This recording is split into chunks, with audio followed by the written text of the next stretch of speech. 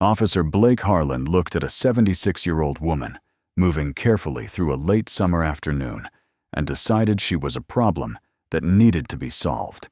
90 seconds later, Patricia Martin was on the ground. Her cane was on the pavement. Her pills were scattered across the concrete.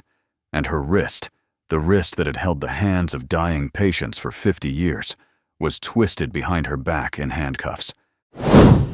The pharmacy on Clement Street kept its air conditioning set to a temperature that Patricia had long ago decided was designed for the comfort of the medications rather than the people collecting them.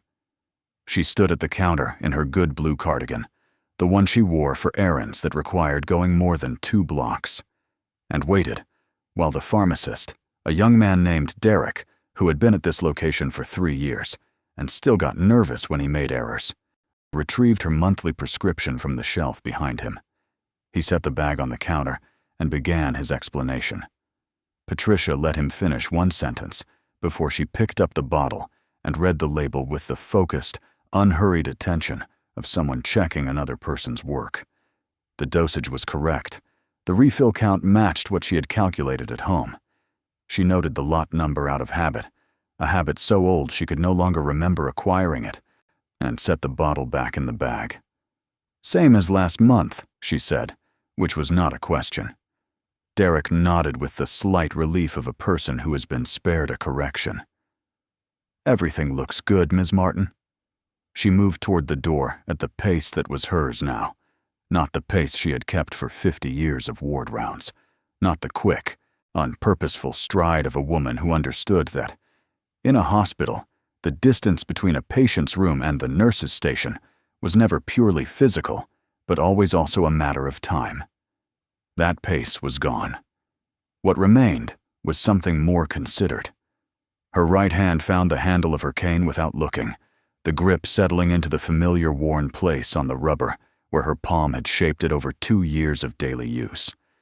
She pushed the door open and stepped out into the afternoon.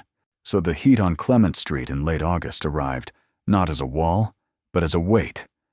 The specific accumulated warmth of a city that had been absorbing sun since early morning and had reached, by 3 in the afternoon, a kind of thermal saturation. Patricia felt it across her shoulders and in the joints of her left hand, where the arthritis had been announcing itself since she woke up, a low, persistent ache that she had learned to treat as information rather than complaint. She adjusted her grip on the cane, looser on hot days. The fingers needed more room to move, and oriented herself toward home. The 4 blocks between the pharmacy and her front door were a route she had walked more times than she could count, through enough seasons that she had watched the neighborhood change around the fixed points of it, and had noted what stayed and what went, and had made her peace with both. The dry cleaner on the corner had become a juice bar, and the juice bar had become a phone repair shop, and the phone repair shop was currently something involving oat milk that she had not gone inside. But Mr. Okafor's convenience store was still Mr. Okafor's, and he was in his usual position just inside the propped open door, with his newspaper and his reading glasses low on his nose, and he looked up when Patricia passed and raised 2 fingers from the paper in the greeting that required no words, because they had been exchanging it for 11 years. "Patricia. James." She moved on. The cane found the pavement in its rhythm, not a crutch, not a prop, but a third point of contact that redistributed the load her left hip no longer managed without assistance. She had explained this to her daughter on the phone last spring, when her daughter had suggested she consider the wheeled walker she had seen advertised on television. "A cane is a tool," Patricia had said. "It extends you. That other thing pushes you ahead of yourself. There is a difference." Her daughter had said, "Yes, Mama," in the tone that meant the conversation was ending rather than the point being conceded. When 2 children were doing something complicated with a piece of chalk on the steps of the brown building she always thought of as the Hendersons, even though the Hendersons had moved away in 2019. And she did not know these children's names yet, but she had been watching them for a summer and had begun the slow process of learning what could be learned from observation, that the older one organized and the younger one executed, and that neither of them looked up from their work unless something genuinely surprising happened in their vicinity. She passed without disturbing them. The pharmacy bag was light in her hand. The medication that kept her heart moving at its correct rhythm. I collected and paid for and confirmed, as she confirmed everything, before trusting it to the machinery of her body. The afternoon held its heat around her. The cane found the pavement. The pavement was familiar beneath it. She was halfway home, and everything was as it should be, and she was thinking of nothing in particular except that she might sit on the back porch before dinner if the heat broke, and that this was, in the way of ordinary afternoons that ask nothing of you, enough.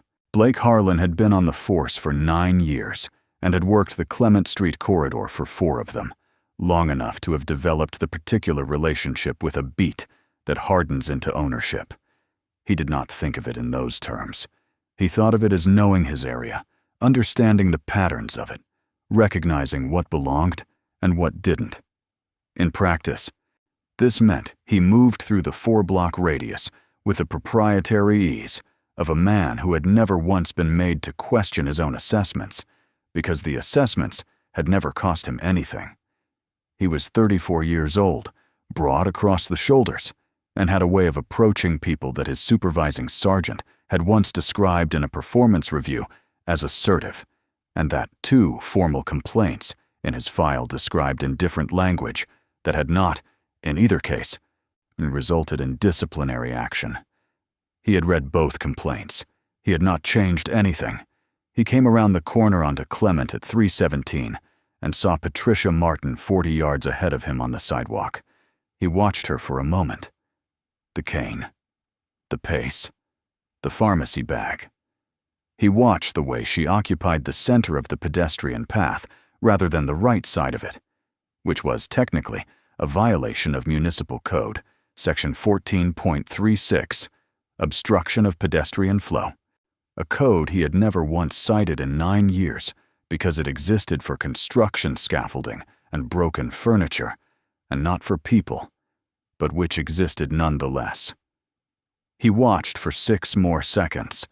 Then he started walking. Patricia heard the footsteps behind her before she heard the voice.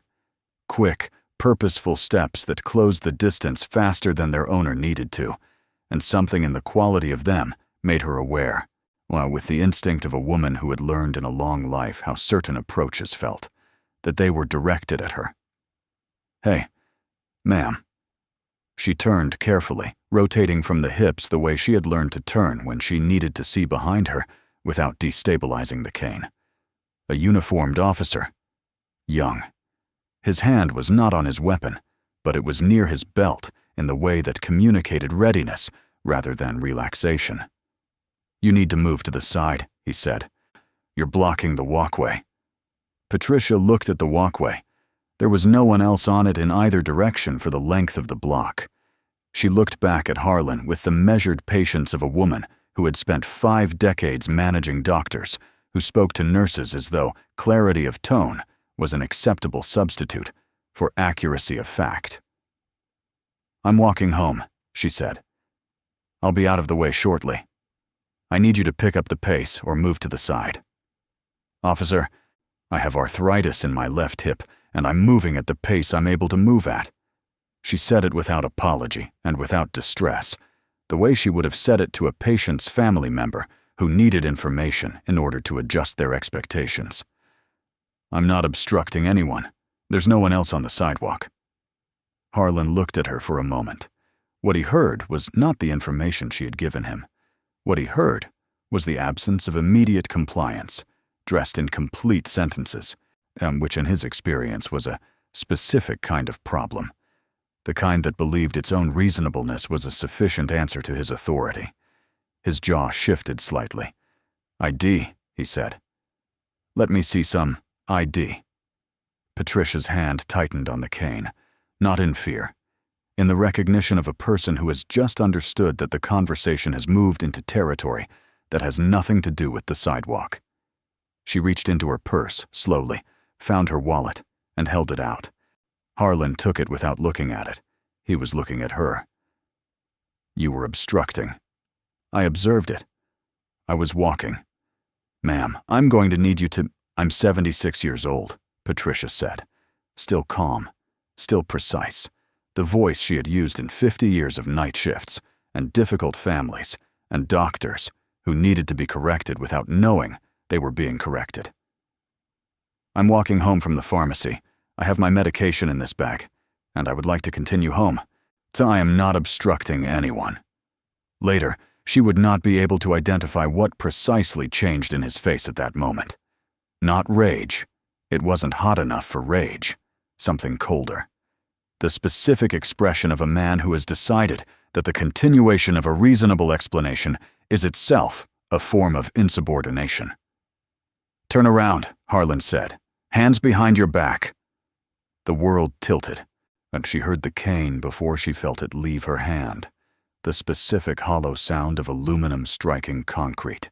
A sound she would hear again in the holding cell, and again in the weeks that followed, in the particular way that sounds attach themselves to the moments that change things.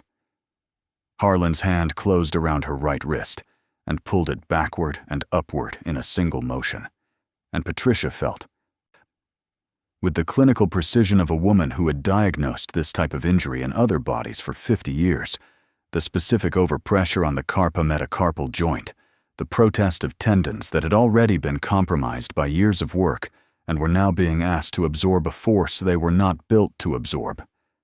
She cried out. One sound, involuntary, the body's honest report. The pharmacy bag left her other hand when he pushed her forward. She heard it hit the pavement. She heard the small plastic rattle of the pill bottle opening on impact, and in the stunned, narrowed perception of a person whose world has just been reduced to pain and concrete and bewilderment, she was aware of the pills rolling.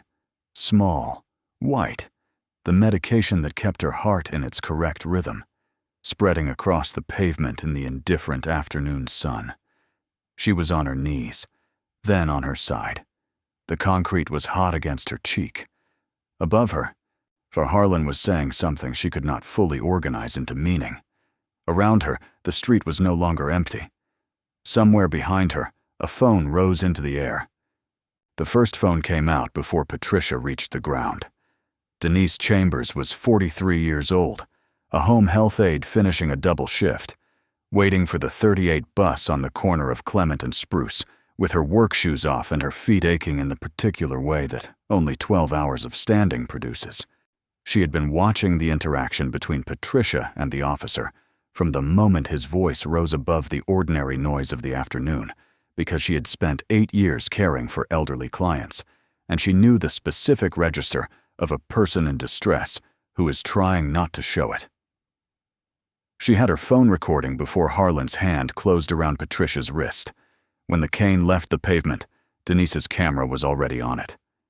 That footage, 9 seconds, and slightly shaky from the angle, the sound of Patricia's sharp intake of breath, audible beneath the street noise, would lead every television news broadcast in the city for 4 consecutive days. The cane hitting the concrete, the way it bounced once, the stillness of it afterward. 30 feet further down the block, Marcus Reed was 19 years old, a first-year student at City College, eating a sandwich on a bench between his afternoon class and his evening shift at the grocery on Geary. He had looked up from his phone when he heard the commotion and had taken a moment to understand what he was seeing before he began recording, which meant his footage missed the cane, but captured something the other recordings did not. It captured Patricia's face, the confusion in it, the specific bewilderment of a woman who has spent her life in service to other people and cannot locate, in any framework available to her, a reason for what is being done to her. Marcus's footage was 41 seconds long, and it was this footage, not the cane footage, not the pills footage, that people could not stop watching. It was shared 2 million times in 18 hours. The comments beneath it ran to the tens of thousands, and the word that appeared most frequently in them, more than anger, more than outrage, was the word, why. The pills were recorded by a woman named Sandra Obi, 61 years old, who lived in the building directly behind where Patricia fell and who had come to the window when she heard raised voices on the street below. She filmed from the second floor, which gave her footage a wider angle than either of the other recordings. When Harlan put Patricia on the ground, the prescription bag opened on impact and the contents distributed across a 2-foot radius of pavement with the indifferent completeness of physics. Aunt Sandra's footage captured all of it. The small orange bottles, the foil pack of low-dose aspirin, one bottle rolling in a slow arc toward the curb and stopping at the edge. Sandra watched from her window and said something that her footage recorded, but that she later told investigators she could not repeat in a formal setting. Then she called 911 and kept filming. Marcus was the one who live-streamed. He switched from recording to live at 11 minutes past 3 and said nothing for the first 30 seconds, just held the phone steady while Harlan stood over Patricia and spoke into his radio, and the people gathering on the sidewalk stood at the specific distance that people stand when they have understood that something wrong is happening and have not yet determined what standing closer might cost them. Then Marcus said quietly into the camera, "Y'all seeing this?" And it was not a question. At 4:17 in the afternoon, a deputy editor at the city's largest online news outlet was in her third consecutive meeting when her phone lit up with a link from 3 separate sources in the space of 4 minutes. She looked at the thumbnail. She said, "Excuse me," left the meeting, and was on the phone to her features team before she reached the hallway. At 4:49, a city councilwoman was eating dinner at a restaurant in the Sunset District when her aide leaned across the table and turned a phone to face her. She watched the 9 seconds of Denise's footage. Then she watched it again. Then she set down her fork and asked for the check. At 6:03, a woman named Gloria Hutchins was sitting in her apartment in Atlanta, Georgia, having just finished her own shift at Grady Memorial Hospital, where she had worked as a charge nurse for 22 years, when the footage appeared in her feed. She watched it once with the sound off. Then she turned the sound on. Then she sat forward in her chair because she knew the way that woman held her cane. She knew the particular set of those shoulders. She picked up her phone and called a number she had not called in 4 months. The line rang twice. "Patricia," Gloria said when the voicemail picked up, and her voice had in it the specific quality of someone who has just seen something they cannot unsee. Patricia, it's Gloria. I need you to call me. I need to know you're all right. I just saw..." She stopped. She tried again. "I just saw what they did to you." By 8 o'clock that evening, the footage had been viewed 900,000 times across 3 platforms. By 10, it had crossed 2 million. The name that traveled with it, added to the post by a neighbor who recognized her and commented before deleting the comment and then leaving it, as though removing it and restoring it were equally insufficient responses to what she had seen, was the name that would appear in every headline by morning. Patricia Martin, retired nurse, 76 years old, 6 months since her last hospitalization, walking home from the pharmacy on a late summer afternoon, walking at the only speed her body would allow. The holding cell at the 9th District Station was 8 feet by 10 feet, which Patricia measured not with a tape, but with her eyes. The automatic spatial assessment of a woman who had spent 5 decades calculating the dimensions of rooms in terms of what they required of a body moving through them, whether a wheelchair could turn, whether a crash cart could reach the bed, whether 2 nurses could work the same patient simultaneously without losing efficiency. 8 by 10 was sufficient for one person sitting still, which was what she was, and insufficient for almost everything else, which no longer mattered. She sat on the metal bench along the left wall and took stock. The wrist first. She rotated it slowly, 3 degrees, then 5, monitoring the quality of the pain the way she had monitored pain in other people for 50 years. Not its presence, which was obvious, but its character. It was sharp at the outer rotation, which suggested the ligaments rather than the joint itself. Soft tissue, significant but not structural. She would need ice within the hour and an X-ray before the day was out to confirm what she already suspected, which was that Harlan had twisted against the natural axis of the joint in a way that a man with any awareness of the human body would have known was wrong, and a man without that awareness would not have thought about at all. She catalogued the rest. The left hip, which had taken the impact of the ground, and was now broadcasting a steady complaint she recognized as bruising rather than fracture. Fracture had a different quality, a depth to it that this did not have. Her back, which had responded to the fall with the general indignation of a 76-year-old spine asked to absorb a shock it had not been prepared for. The skin of her right knee, which had caught the pavement on the way down and was stinging with the shallow, honest pain of an abrasion. Nothing that would kill her. Nothing that wouldn't hurt for weeks. She folded her hands in her lap and looked at the fluorescent light on the ceiling. It was the same quality of light as the hospital corridors at 3 a.m, when the ward was at its quietest, and the night staff moved between rooms with the muted efficiency of people trying not to disturb whatever fragile equilibrium the sleeping had achieved. She had worked enough night shifts to know that light intimately, its particular flatness, the way it rendered everything in the same toneless clarity regardless of what that everything was. It had seemed, during those years, like the light of pure function. Here it seemed like something else. It seemed like the light of a room designed to hold people until someone decided what to do with them.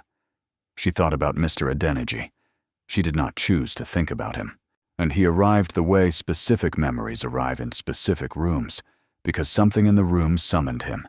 The bench, perhaps, or the specific quality of waiting, or the fluorescent light that was the same and not the same. Emmanuel Adeniji, Ward 7, the winter of 1987. 81 years old, admitted for a hip replacement, a man of tremendous dignity, who had worn his own pajamas rather than the hospital gown, because he had told Patricia on the first morning that he intended to remain a person and not a patient, if it was all the same to her. She had told him it was entirely the same to her, and had made a note in his chart about the pajamas so the other nurses would understand. He had been in her ward for 11 days. He had called her Sister Martin until the day he left, and she had not corrected him because the form of address carried in it a respect that the clinical alternative did not. She wondered, sitting on the metal bench in the holding cell of the 9th District Station, with her wrist swelling and her knee bleeding through her good stockings, whether Emmanuel Adeniji had ever sat in a room like this one, whether the dignity he had carried so carefully through a hospital ward had ever been taken from him the way hers had been taken this afternoon, efficiently and without particular interest, by a man who had not seen her at all. She suspected he had. She suspected she knew the answer to that without needing to ask it. The room was very quiet. She could hear, distantly, the sounds of the station, a phone, a voice, a door, but they were muffled by the walls into something abstract, and the suggestion of the world continuing rather than the world itself. She did not know that 3 miles away, in the emergency room of St. Catherine's Hospital, where she had worked for 22 years, a nurse named Donna Persaud had watched the footage on her phone during her break and was now standing in the corridor outside Bay 4 with tears running down her face, texting every person in her contacts with a message that said, "Only that's Patricia Martin," and a link. She did not know that the footage had been viewed 2 million times. She did not know that her name was attached to it now, that she had become in the preceding 2 hours something larger than herself, without her knowledge or consent, that the ordinary afternoon she had been walking through had been transformed by a series of events she had not chosen and could not yet see into something that would not end quietly. She sat with her hands folded and her wrist throbbing and the fluorescent light doing what fluorescent light does, and she waited with the patience of a woman who had spent her life waiting in rooms for the next thing to be required of her. The door opened. The officer who entered was young, younger than some of the shoes she owned, and he was carrying her cane in one hand, with the careful, slightly uncertain air of someone who has been asked to return a thing and understands, without having been told directly that the thing matters. He looked at her. Something in his expression had been rearranged from whatever it had been when he came on shift. "Ms. Martin," he said, and then stopped, as though he had prepared the sentence only that far and found on arrival that the rest of it was more complicated than he had anticipated.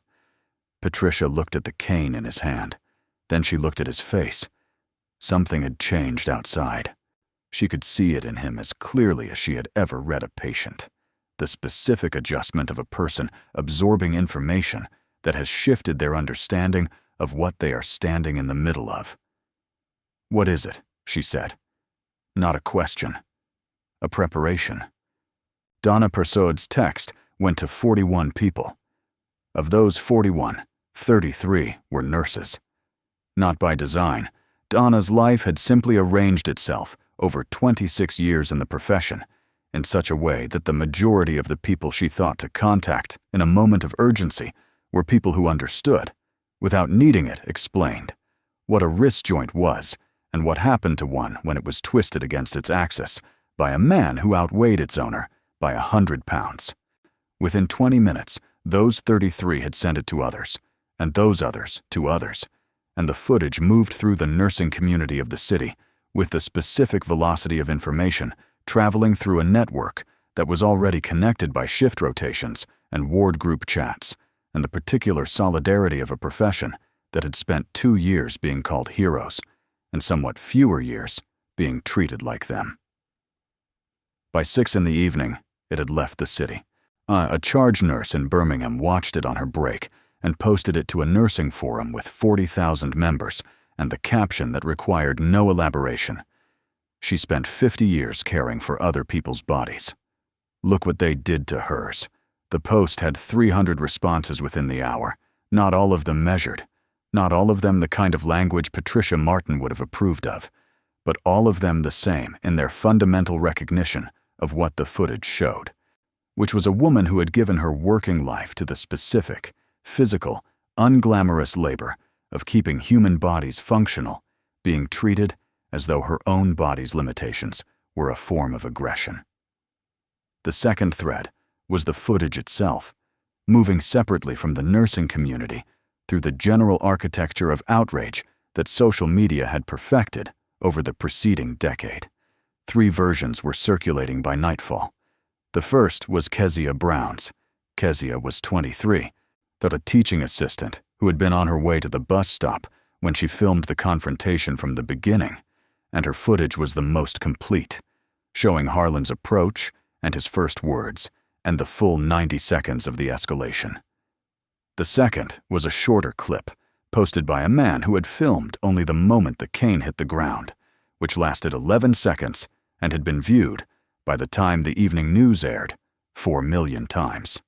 The third was the photograph rather than the video, a single frame extracted from Kezia's footage showing Patricia on the pavement, her head turned toward the camera, her expression not fearful but bewildered, the prescription bag torn open beside her, and the pills scattered across the concrete in a radius that communicated the force of the fall with a precision no caption required.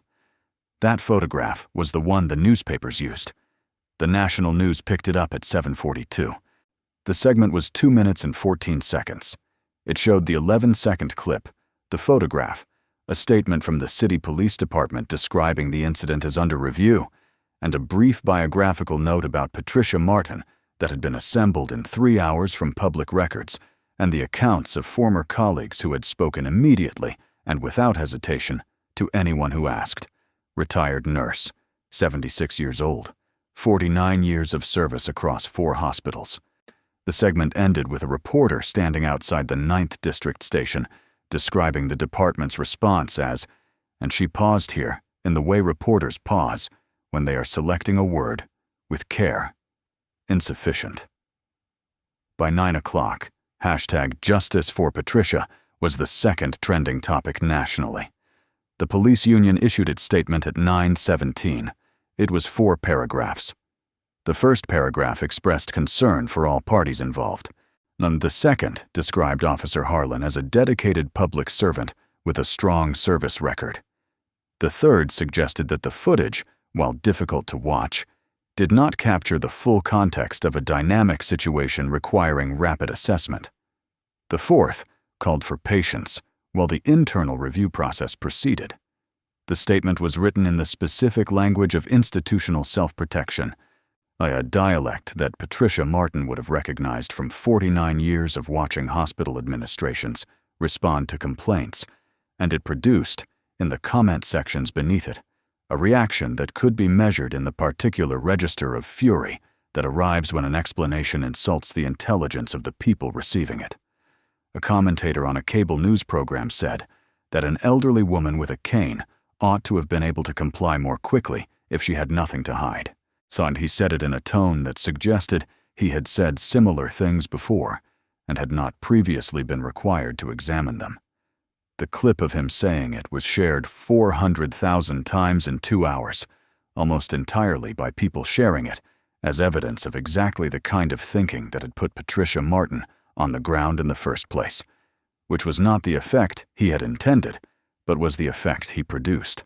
At 11:14 that night, a message arrived in the tip line inbox of the Civil Rights Action Network, an organization whose contact information Marcia Ellis checked every morning before her first coffee.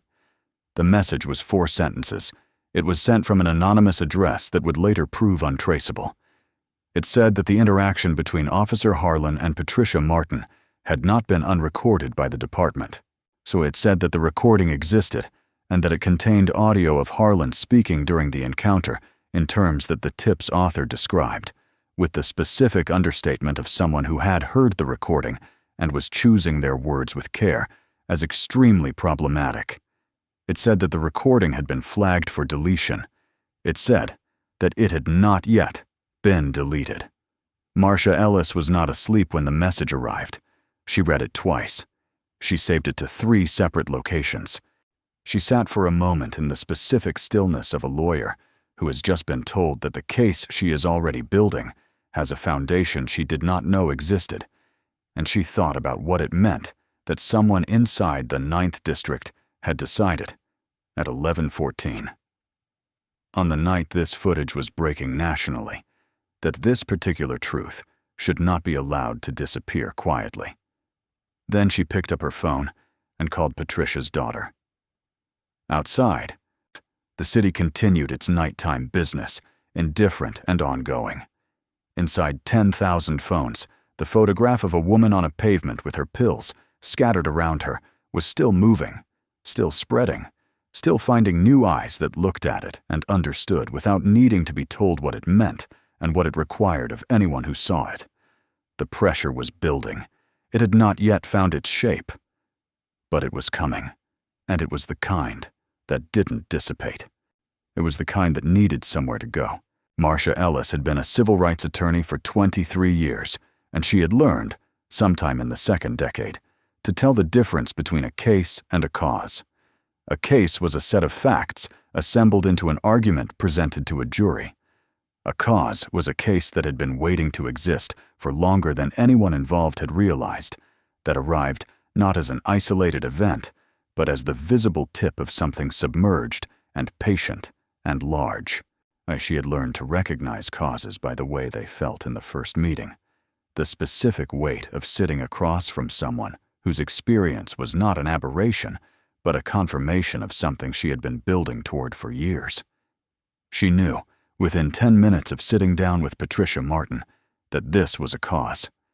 She had driven to Patricia's daughter's house on the 2nd day after the release, when the footage had cleared 40 million views and the police department had issued its 3rd statement in 24 hours, each one slightly more careful than the last, in the specific way that institutional language becomes careful when the people writing it have begun to understand the dimensions of what they are managing.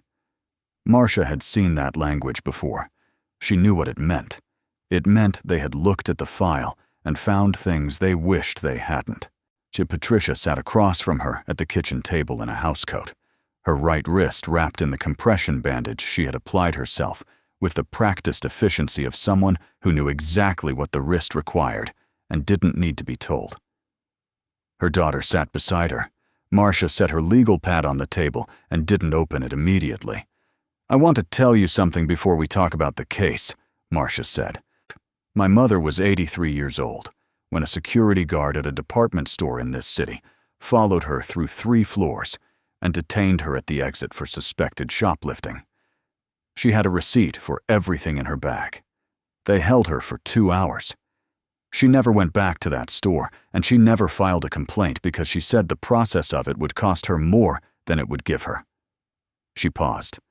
She was right at the time, so I've spent 20 years trying to make her wrong. Patricia looked at her steadily. "What happened to the security guard?" "Nothing," Marcia said. "That's why I'm here." She opened the legal pad. The complaint history Marcia's paralegal had pulled from the department's public records showed 6 prior complaints against Blake Harlan filed over 4 years. 6 complaints that had each been received, reviewed, and closed without findings. Their resolutions identical in language, close enough to suggest they had been processed by the same person using the same template, which, upon closer examination, was exactly what had happened. But it was not the number that mattered. It was the people behind it. Complaint number 2 was filed by a man named Arthur Greer, 71 years old, a retired postal worker who walked with a prosthetic leg following a circulation surgery in 2019. And Harlan had stopped him on Clement Street 14 months before Patricia's arrest for what the report described as erratic pedestrian behavior. Arthur had been moving carefully around a section of broken pavement. Harlan had demanded he move to the edge of the sidewalk, and when Arthur explained about the prosthetic, Harlan had grabbed his arm and walked him to the building wall. Arthur had filed a complaint the following week. It was closed within 30 days. No findings, no contact from the review board. Arthur had received a letter informing him of the closure and nothing else. Complaint number 4 was filed by a woman named Cecile Moreau, 68 years old, who used a rollator walker following a stroke 3 years prior. Harlan had told her she was obstructing the sidewalk outside the post office on a Tuesday morning and ordered her to move along. When Cecile had asked where he would like her to move, he had taken hold of the walker's handle and pushed it, and Cecile with it, several feet to the right with enough force that she had stumbled and caught herself on a parking meter. A woman named Rosa Gutierrez had witnessed it and filed a supporting statement alongside Cecile's complaint. Both documents had been received. The complaint had been closed within 3 weeks. No findings. Marcia had found Arthur Greer through his original complaint. He was still in the neighborhood, still walking Clement Street, still navigating the broken pavement around the same section of sidewalk that had never been repaired. He was a quiet man with careful eyes and the specific stillness of someone who had been dismissed by an institution and had not forgotten how that felt. When Marcia called him, he listened to her explain the case in full and then said he would testify, in a voice that did not require any time to arrive at the answer, because the answer had been ready since the day his complaint was closed without findings. He was 73 now. He wore his prosthetic on the left side. He had worked 31 years delivering mail in all weather, and he had a handshake, Marcia would later tell Patricia, that communicated everything about what kind of man he was before a single word was exchanged. He was the anchor, the face the audience could hold while the legal machinery built toward its conclusion. He was what Patricia's case became when it stopped being about one afternoon on one sidewalk and started being about a pattern so consistent it could only have been protected rather than overlooked. Marcia filed the lawsuit on a Thursday morning. 14 counts: false arrest, excessive force, violation of civil rights, deliberate indifference on the part of the department, pattern and practice. The filing was 3 inches thick, and it named the city as a defendant alongside Harlan, which was the element that would make the city's legal team understand, when they read it that afternoon, that this was not a case that would be managed with a quiet settlement and a non-disclosure agreement. She called Patricia when the filing was confirmed. "It's done," she said. "And Patricia, we're not suing for what he did to you. We're suing for what they allowed him to become."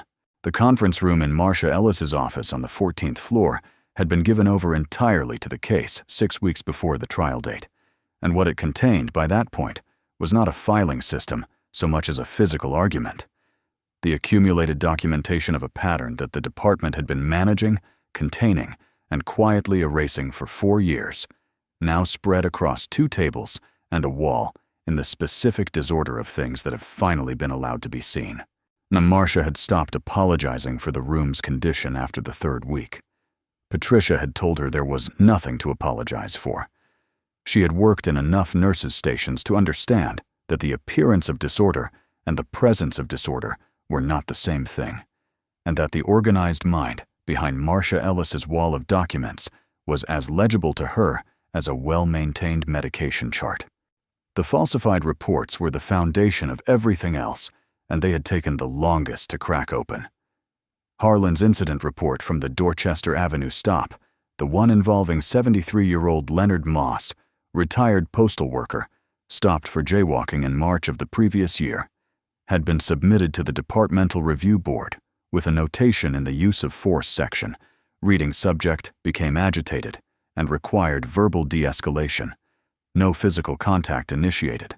See standard language, the kind of language that moved through a review board without friction because it had been designed to do exactly that. Marcia had obtained the original through discovery, and what the original contained, in the box labeled physical contact, was a single word that had been typed and then overwritten with the standard notation using a font that did not match the rest of the document. The specific, unverifiable discrepancy of a man who had edited his own report in a word processor and had not understood that metadata retains the history of every change made to a document, regardless of what the final version displays. Leonard Moss had filed a complaint about his wrist. The complaint had been reviewed and closed within 8 days with a finding of insufficient evidence. His wrist had required a splint for 3 weeks. The footage from the Clement Street arrest had been handled by a forensic video analyst named Dr. Raymond Osei, whose credentials, 15 years with the FBI's Digital Evidence Unit before entering private practice, Marcia had introduced to the defense in the disclosure documents with the particular thoroughness of someone who expects the credentials to be challenged and has prepared accordingly. Osei's analysis identified a 4-second gap in the body camera footage at the moment. Harlan's hand made contact with Patricia's wrist, a gap that the department had characterized in its internal review as a recording interruption caused by a known firmware issue affecting that model of camera. The gap was real. The firmware issue was real. What was not consistent with an accidental interruption, Osei's report explained in the measured, technical language of a man who had given this testimony in enough courtrooms to know that precision was more persuasive than emphasis, was the specific nature of the gap, a clean cut between 2 frames rather than the corrupted data pattern that a genuine firmware failure produced. Someone had removed 4 seconds. The removal had been performed using editing software that left a signature in the file's compression artifacts that Osei could identify, demonstrate, and explain to a jury in terms that would survive cross-examination. Patricia's medical records occupied a separate folder that Marcia handled with a specific care that Patricia had noticed and had not commented on. The orthopedic assessment from St. Catherine's, the day after the arrest, documented a partial tear of the ulnar collateral ligament of the left wrist, consistent with forced hyperextension against the natural range of motion, requiring immobilization and physiotherapy. The language was clinical. What it described was precise. Patricia had read the report when Marcia first obtained it, and had felt, reading it, the specific dissonance of encountering her own body, described in the terminology she had spent 50 years applying to other people's bodies. Correctly applied, accurately observed. The injury documented with the same neutral precision she had always considered the highest form of professional respect. She had explained to Marcia, at the first meeting after the medical records arrived, what the ligament damage meant in practical terms, not in terms of pain, which the records addressed adequately, in terms of function. The specific grip required to hold a cane, the angle of wrist necessary to maintain it safely over uneven pavement, the way a partially torn ulnar collateral ligament in a 76-year-old woman with existing arthritis, did not heal to the same baseline it had occupied before the injury, not because that was not how 50-year-old connective tissue responded to trauma, and she knew this not because it had happened to her, but because she had watched it happen to patients for 5 decades and had charted the recovery curves and understood the permanent arithmetic of it. Marcia had listened to all of it and had written notes in the margin of the medical report in her small, exact hand. They sat across from each other in the conference room on the last evening before the trial began. Had the case assembled around them in its complete and documented weight, and Marcia closed the folder she had been reviewing and looked at Patricia across the table without the professional intermediary of the case between them. "You know what you're going to have to do in there tomorrow," Marcia said. It was not a question, and it was not a legal instruction. It was the statement of a woman addressing another woman across everything that the preceding months had required of her. Shot worst moments of their lives. Patricia. "Worst moments of their lives," Patricia said, "and I have held their hands, and I have told them the truth about what was happening to their bodies, when the truth was the last thing they wanted to hear. I have done that when I was tired, and when I was frightened, and when I had already done it 7 times that shift." She paused. "I know how to be in a difficult room, Marcia. I have been in difficult rooms my entire life." Marcia looked at her for a moment. "I know you have," she said quietly. "Then let's finish this," Patricia said, and picked up her cane and stood. Marcia Ellis addressed the jury for 11 minutes. She did not begin with the law. She began with a photograph, a single image taken by a 17-year-old named Deja Williams, who had been walking home from summer school on the afternoon of August 14th, and who had stopped and raised her phone before she fully understood what she was witnessing. The photograph showed the pavement of Clement Street in close detail, a prescription bag on its side, C7 small white tablets scattered across the concrete in the specific, irreversible pattern of things that have fallen and cannot be gathered quickly by a person who is no longer standing. Marcia let the jury look at it. "Those are metoprolol succinate tablets," she said. "They regulate the electrical activity of the heart. Patricia Martin has taken them every day for 9 years. She collected them that afternoon from the pharmacy 4 blocks from her home, and she was carrying them in that bag when Officer Blake Harlan stopped her on the public sidewalk and demanded she walk faster." She paused. "She couldn't walk faster. She has never been able to walk faster. Officer Harlan knew this within 30 seconds of approaching her, and he arrested her anyway." Another pause. "We are going to show you why." The defense spent its opening statement discussing procedure and split-second decisions and the difficult realities of urban policing. The jury listened with the careful neutrality of people who have been instructed to reserve judgment, and who are, some of them, already finding that instruction difficult. Patricia took the stand on the second morning. She had chosen her clothes with the same considered attention she brought to everything. A dark gray dress, modest and well-pressed, the kind of clothing that communicated dignity without performing it. She carried her cane to the witness box and settled into the chair and folded her hands on the railing and looked at Marcia with the specific, collected composure of a woman who has spent the preceding night not preparing what to say, but remembering why she was saying it. Marcia walked her through the afternoon in the measured, unhurried rhythm they had rehearsed. The pharmacy, the prescription, onto the route she had walked 1,000 times, the moment Harlan's cruiser pulled to the curb. Patricia answered each question in complete sentences, her voice level, her hands still. She did not perform distress. The facts were distressing enough without assistance.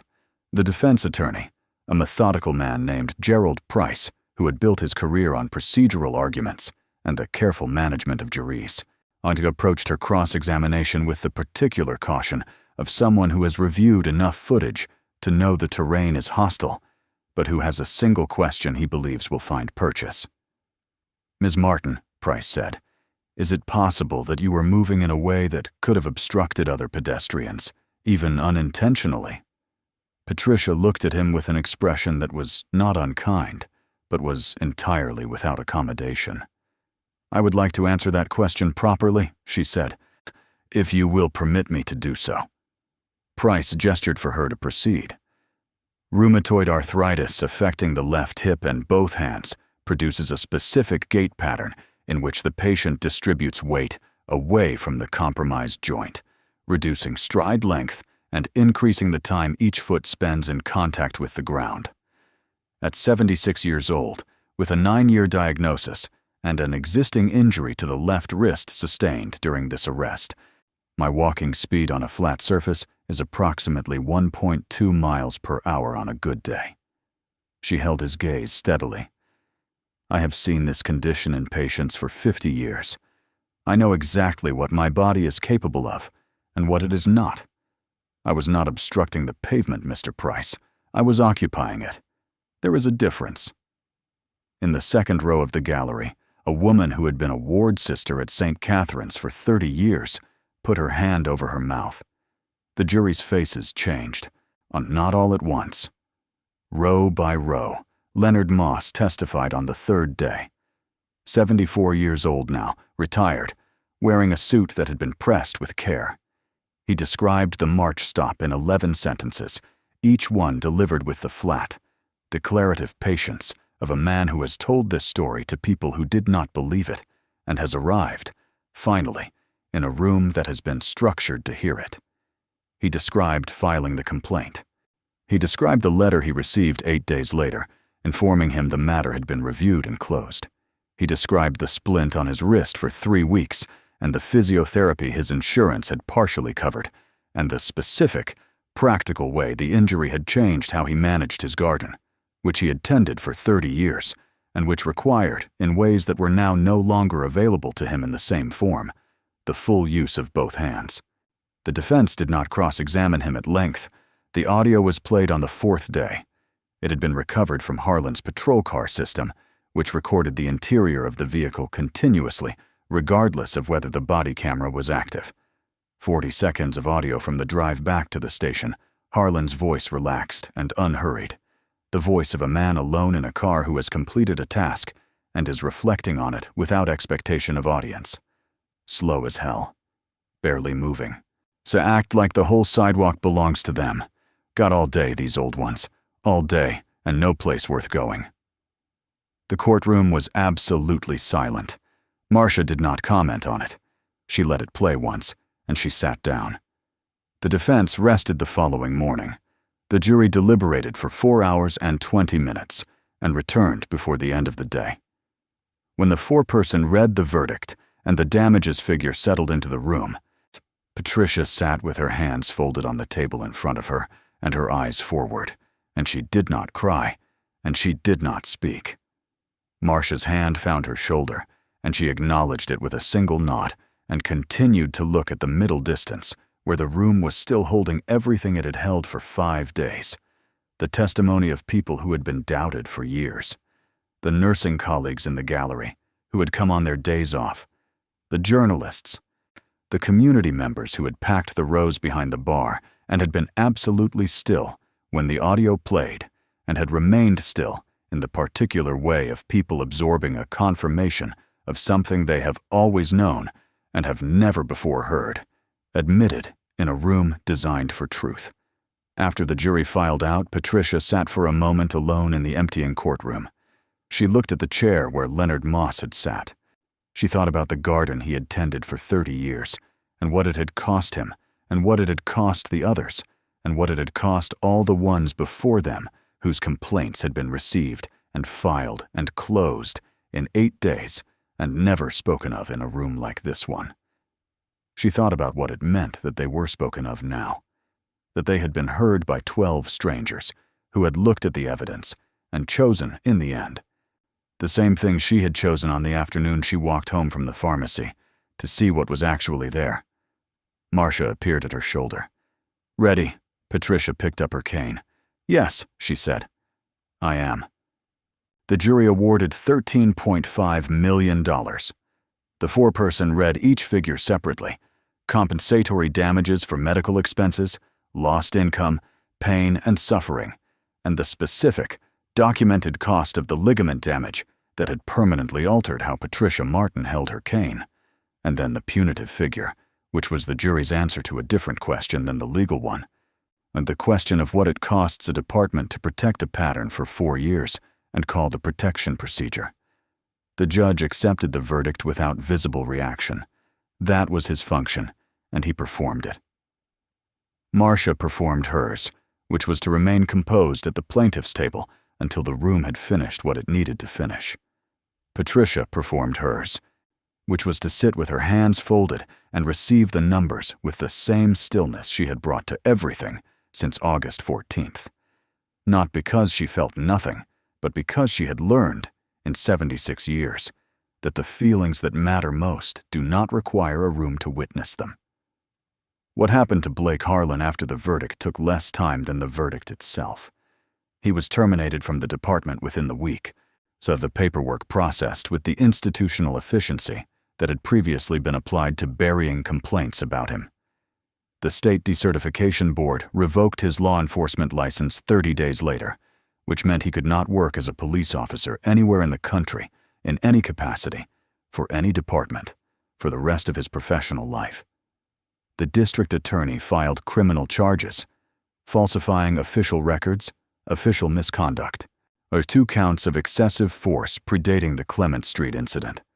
He accepted a plea agreement that carried no prison time, but carried everything else. The permanent record, the public filing, the specific legal language that described what he had done in terms that could not be managed or minimized or closed in 8 days with a finding of insufficient evidence. He worked now in a suburb 40 miles from the city, in a job that had nothing to do with authority over other people, and the distance between where he had been and where he was required no commentary from anyone who understood the facts. Patricia kept enough of the settlement to live without the specific daily arithmetic of a woman on a fixed income, managing the costs of medication and physiotherapy, and the particular expenses of a body that required more maintenance than it once had. The rest she put to work. The Patricia Martin Senior Justice Center opened on Clement Street 14 months after the verdict, or 3 blocks from the pharmacy and 2 blocks from where her cane had hit the pavement.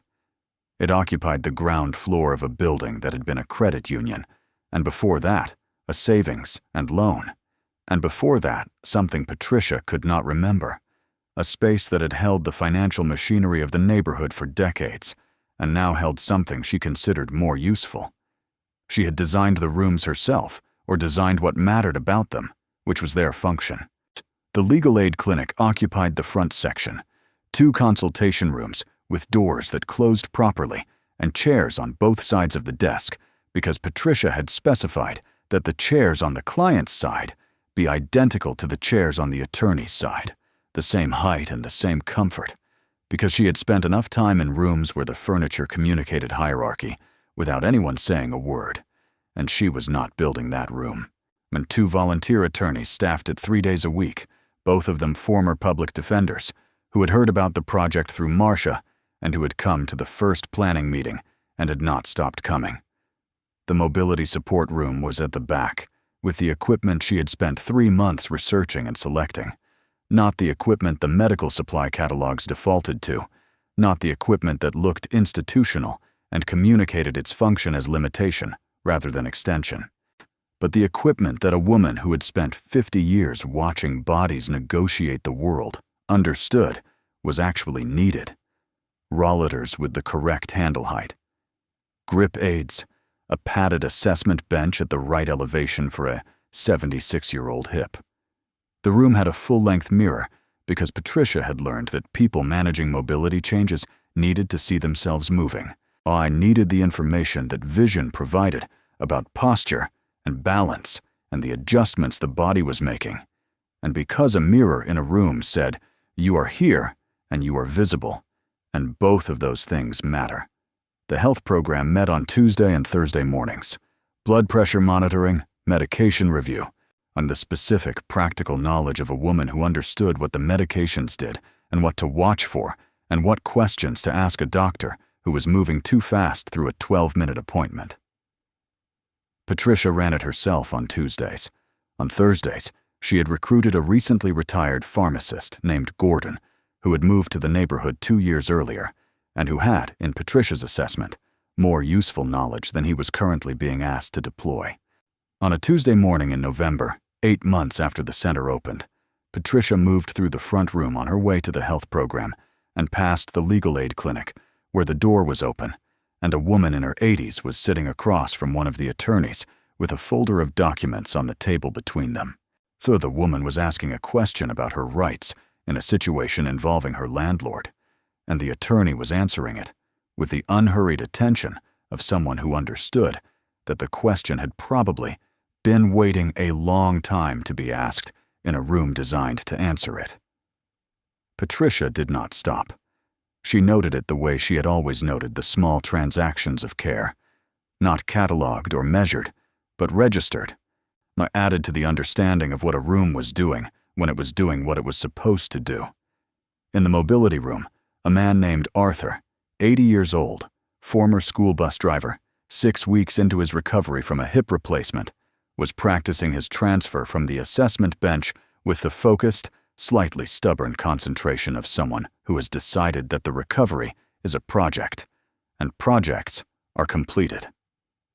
He looked up when Patricia came in. "How did the Tuesday class go last week?" he asked. "I missed it." "You didn't miss anything you don't already know," Patricia said, setting her bag on the chair by the window. "How is the transfer?" "Better," Arthur said. "Left side is still stiff." "Show me." He showed her. She watched with the eyes she had always used for watching, not judging, not managing, but seeing. The morning light came through the windows and lay across the floor in the particular way of November light, so lower and more deliberate than summer, illuminating the room without warming it. From the front of the building she could hear the attorney's voice, and then the older woman's voice, and then a silence that meant something was being written down. Patricia watched Arthur complete the transfer and told him what was working and what needed adjustment, and she told him in the specific, useful language of a woman who knew what bodies needed to hear and how they needed to hear it. And he listened with the specific, useful attention of a man who had decided to get better. The cane found the floor. The morning held. The room was full of the sounds of people being helped, and Patricia Martin moved through it the way she had always moved, at exactly the pace the work required, and not one step slower. $13.5 million. Was it enough? Drop your answer in the comments. And if this story moved you, hit the like button and subscribe, because Patricia's story is not the only one. There are more, and every single one of them matters.